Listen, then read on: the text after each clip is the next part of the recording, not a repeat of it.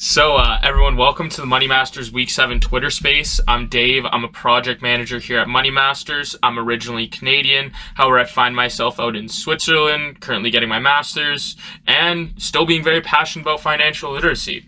So, as the people that have tuned into multiple Twitter spaces probably know, I'm usually here with Noah, but Noah is not around this week due to some upcoming deadlines that he has to meet for his master's. So, we have shifted to a different topic from what was originally scheduled in budgeting, and we actually have a very special guest here today, which we will get to in a moment. So obviously with the Money Masters Twitter space, we've covered all forms of content such as student loans, which Noah spoke about in depth last week, government debt, and monetary policy, all of which, by the way, you can find and learn more about in the Money Masters application. So if you guys want to get a little more in depth with the Money Masters application, there are two parts to it. We have the Money Masters Academy, which features bite-sized lessons covering all things finance, from personal finance to economics and everything in between. You can go through it. It's completely modular, and you just get great content in the forms of lessons. And we also have articles and blogs which you can feel free to read so that you get a better understanding of what's happening around you. Along with that, we also have the Money Masters Arena, which completely gamifies the investing experience. You can go practice all your investing strategies in a fantasy stock market and win real vouchers from some of your favorite brands if you perform well within the tournaments. And with that, we will be shifting to today's Twitter space guest of the day, CEO of Money Masters himself, David Giron. David, how you doing today? Pretty good. Thanks for having me. No problem at all. And so, David, you want to give our listeners a little background about yourself, a little introduction, so to speak? Yeah, no problem. So I am actually originally from Guatemala. I was born and raised there. At the age of 14, funny enough, I fell in love with American football. Made a deal with my dad that if I could find a way to get to the U.S., he would let me go that young. And after sending emails to schools, universities, football players, just anything I could come across, I actually found a school in Texas that connected me with the family in Texas and let me chase my dream. I ended up playing football in college, and obviously that was a great opportunity coming out of Guatemala, getting my studies in the United States. And then I actually followed my passion to play football across in Europe. I played in Frankfurt, and obviously Frankfurt's a big financial capital. That's where I kind of fell in love with finance and kind of started my financial journey. Ended up working in wealth management for a few years. Then I also got into the fintech space. But to be honest, for me, it's always been, how can I learn more about finance? And ever since, I've just been trying to learn and try to preach that everybody should be learning about money and how it works. That's awesome. So it's been a long time coming in not only life, but also your financial journey. So with that in mind, what kind of inspires you to create like this project, create Money Masters itself? I think there's a few things. I would say the first thing is, coming from Guatemala, I've seen kind of the two sides of this world where, kind of you see the poverty and then you see also first world countries. And you do see that one of the biggest differences is the way they educate the population. Access to education is quite limited in third world countries, and I think that's something that more companies should be working towards. On the other side is, even though you go to school and university, and there I was, right, finishing university in the US, I thought I was prepared to conquer the world, get a job, and so on, but I found it quite interesting how we never learn anything about finance. I always make the statement that, isn't it contradicting how we work for money all our lives, but nobody teaches us anything about money? Mm-hmm. And in fact, like if you think of Guatemala, I remember growing up, they would tell you the root of all evil is money, or mm-hmm. don't talk about money in the table. It's bad manners. Mm-hmm. And that's quite contradicting as well, because you are neglecting people the chance to ask about money. That's something that's going to play a key role in everybody's life. Mm-hmm. I put it this way. I would say, like, I love playing board games, and when you play board games, the first question you ask is, how do I play this game? What are the rules? Mm-hmm. Why we don't do the same thing with finance? Why everybody, no matter what you do, you can be a teacher, you can be a doctor, whatever you are, you're gonna play a part in the financial system. And if you don't know what you're doing, you can set up yourself a failure. Even those people that tell you, oh, I don't care about money, or money is not my thing, well, they're still living in this world. Therefore, it's for their best interest if they learn. Mm-hmm. So I think that was the very first thing that I found quite shocking, was why the school systems don't teach it. Mm-hmm. And then the second part is, obviously, when you talk about finance, a lot of people get scared or they find it daunting, and it's understandable. I mean, all our lives, when you go to a bank or you go to a financial advisor, they throw all these crazy words at you and you just get scared. So you're like, I'd rather not learn about this because it's just too complicated.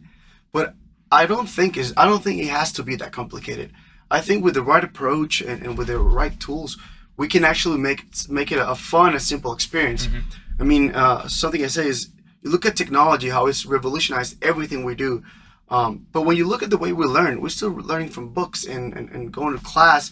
Maybe that's changing a little bit today, especially with COVID. But the reality is we need to use more technology to help the way we learn. It's important that we understand that we all learn in different ways. So maybe you're more of a visual person, or maybe I like to read more, whatever that is. So for me was, how can we kind of mix all these different ways of learning and use it for finance? The most important thing is making it fun, right? I think there's coming from the sports background, having a competition involved is always is a great incentive, right? If I'm playing against somebody, I want to be better than you, and you want to be better than me, but that makes us both better. So that's kind of how we started working on the idea of Money Masters. How can we make finance fun? And we just thought it's a huge need. I mean, I think you've talked over the stats, but I mean, around the world, 67% of the population is financially illiterate. Even in top countries like the US, you see 37% of people are financially illiterate. So I think there is a huge need. And if we can teach people how to manage their resources better, I think we can set our future generations for a better future. And obviously one of the big things right now is a lot of people actually don't go to some of the most trusted sources for their financial advice, which I'm sure you could speak very in depth about, with all the people that kind of go on TikTok to go and get some advice, which sadly is the way that most people from my generation are kind of learning about these things. In fact, I saw a tweet yesterday that said TikTok is becoming a better search engine than Google these days, because anything that you type in, you will find videos kind of explaining it. However, that is one thing that we at Money Masters really pride ourselves on, is that we do give top quality education to everyone. We don't have any bias associated with it. It's all just for content purposes. Everything is taken from some of the top institutions that we see. We have our own academic team working in the background endlessly to create the best content for you that will always help you in your pursuit of financial freedom and financial education. So obviously David has a huge story that very inspiring that's led him to creating Money Masters, but how has this whole financial literacy kind of almost epidemic impacted you personally? So I'll probably tackle what you said first about, going into the untrusted sources or how people learn today about finance, and kind of my story. I think like a lot of people, I was in my early 20s and it wasn't making enough money. I wanted to make more money, and you go research online, learn about finance, but all you see is you'll find that people are trying to educate you, but the reality is just a marketing tool so that they can really sell you either a financial product or incentivize you to trade. I think that's what we're seeing today. A lot of people fall into the idea of making quick money easy. But if it sounds too good to be true, it's probably not true. And that's something that I know, just like everybody else, I learned the hard way. I wanted to make a little extra bucks. I learned about trading, how to read charts, and I did all the fun stuff. Thought I was ready, and then do a couple of trades, you lose a little bit of money, and then you realize, wow, what am I doing? I don't even know what I'm doing. Then and if you just look at the stats, let's just say 90% of day traders lose money, right? Yep. Especially guys like me that didn't know what they were doing. So that did lead me at least to want to learn more about finance. And I started reading all kinds of books, everything I could get my hands on finance, because I knew that there was a way to make money, but it's just not going to be the quick win that everybody expects. So obviously a big passionate guy about like Warren Buffett, Benjamin Graham. Of course. I mean, obviously The Intelligent Investor is a book that I recommend to everybody. And the reality, the first time I read it, I couldn't understand a single word. I was like, what is this? I kind of want to run away. But as I kept educating myself, reading it again and again, then it just makes sense. Like, people can get rich slowly, but you got to do the right things, and you really got to invest in yourself. You got to learn. So going back to the problem is where do you get that source of finance? I wanted to find a place where I could learn everything. I just didn't know who to trust. And that's why I wanted to create a place where we can focus on education. As you know, with Money Masters, we have, let's say, no bank behind us, no brokerage behind us trying to sell, hey, learn these 5 chapters and then come trade. No, it's just we're really focusing on education. The other thing is, a place to practice. The reality is you're young and you're like, I want to invest in the market. And then let's say you have your paper trading account, right? And you build your portfolio and you're like, okay, I day went by. What now? And he's like, well, sadly, investing is a long-term thing. So it's not a game that you can play every day to learn. It's something that you got to keep educating yourself and wait. But that was kind of my incentive behind building the arena. We wanted to create a place where there could be competition, right? You could compete against other users who are learning. But by the same token, the tournaments finish on a daily, weekly, and monthly basis. So it gives you that instant gratification. But in order to access them, you got to keep learning. So my idea was to do two things. Give them the experience in a very, let's say, in a very short time span, but you also give them all the literacy that they need so that they can make better decisions once they go to the real world. Of course, and once you obviously enter into the real world where real money is on the line, we do find that people are very dependent on their emotions, and that is a huge thing. I would love to make a point about that, and it's like, look, if you would have invested in the last 10 years, or even when the COVID downturn happened, you were probably up, and everybody thought, oh, this is easy, like I'm gonna make money. And you saw all the trading accounts of Robinhood and eToro. And now it's the other opposite, right? That a lot of people have never been in a downturn and now they're getting scared or they don't know what to do. And that does play a big hand. It's like, what happens when I'm losing money? And if you've never been in that situation, you are likely to make bad decisions because whenever you're under stress or have anxiety, you will make the decision that seems rational at that time and point, but it's probably not your best decision in the long term. So that's why, again, getting that practice before going to the real game. It's like football, right? You practice. So in the game, you can perform at your best. And it was kind of the same idea for this. Is kind of, if you look at, for example, the paper trading environments that exist today, what happens is you create your portfolio with money that is fake. And even if you tell yourself, I will treat this as my real money, you know it's not your real money. So you make all your decisions without emotions.